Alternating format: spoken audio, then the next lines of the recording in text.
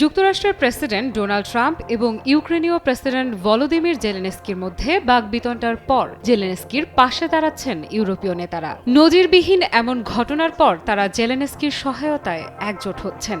সঙ্গে যুক্তরাষ্ট্রের ওপর থেকে নির্ভরতা কমানোর ইঙ্গিতও দিয়েছেন ইউরোপীয় দেশের নেতারা। জেলেনস্কি ও ট্রাম্পের উত্তপ্ত বাক্য বিনিময়ের পর তাদের দুজনের সঙ্গেই আলাদাভাবে কথা বলেন ব্রিটিশ প্রধানমন্ত্রী কিয়ার স্টারমার। এরপর তার মুখপাত্র এক বিবৃতিতে জানান, প্রধানমন্ত্রী স্টারমার ইউক্রেনের ভৌগোলিক অখণ্ডতা ও নিরাপত্তার উপর ভিত্তি করে স্থায়ী শান্তি চুক্তি চান। এছাড়া তিনি ইউক্রেনের প্রতি পূর্ণ সমর্থন অব্যাহত রাখার প্রতিশ্রুতি দিয়েছেন। ট্রাম্পের সঙ্গে বাকবিতণ্ডার পরই ফরাসি প্রেসিডেন্ট এমানুয়েল ম্যাক্রোর সঙ্গে ফোনে কথা বলেন জেলেনস্কি। এরপর ম্যাক্রো বিবৃতিতে ইউক্রেনের প্রতি সমর্থন জানিয়ে বলেন, এখানে আগ্রাসনকারী হল রাশিয়া আর হামলার শিকার হল ইউক্রেন।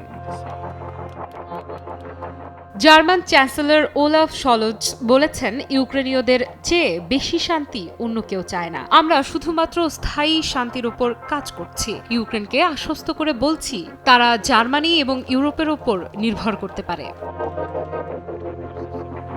ইউরোপীয় নেতাদের মধ্যে সবচেয়ে কড়া ভাষায় বিবৃতি দিয়েছেন ইউরোপীয় ইউনিয়নের পররাষ্ট্র নীতি প্রধান কাজা কালাস। তিনি ট্রাম্পকে উদ্দেশ্য করে বলেন, এটি পরিষ্কার মুক্ত বিশ্বের নতুন একজন নেতা প্রয়োজন। এছাড়া জেলেনস্কিকে শক্ত থাকার আহ্বান জানান তিনি।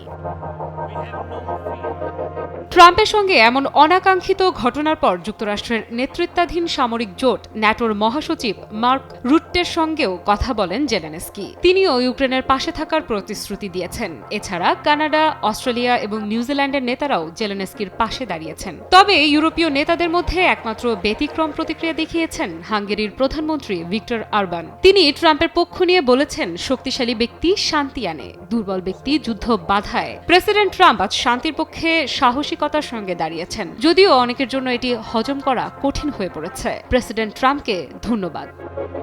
আফরিদা ইফরাত, নিউজ 24।